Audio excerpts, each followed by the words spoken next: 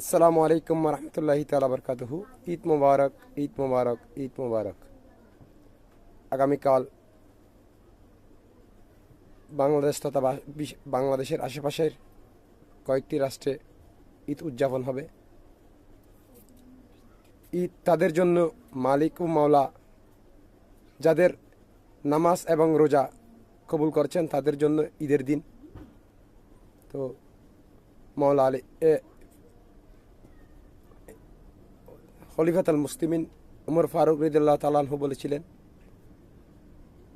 তো আসলে আমরা তো গুনাহগার, আমাদের গুনাহ বেহিসাব বেমিসাল। তো আপনি আমাদেরকে প্রত্যেককে তাদের ভুল ত্রুটি ক্ষমা সুন্দর দৃষ্টি দেখে মাওলা তাদের নামাজ রোজাকে কবুল করে দয়ার নজরে মায়ের নজরে থাকিয়ে একটা সুন্দর ঈদ উপহার দেওয়ার প্রার্থনা জানিয়ে মাওলার কদমে এই আরজি, সবাই যাতে হাসি খুশিতে ঈদ উদযাপন করতে পারে সেই আশা ব্যক্ত রাখলাম।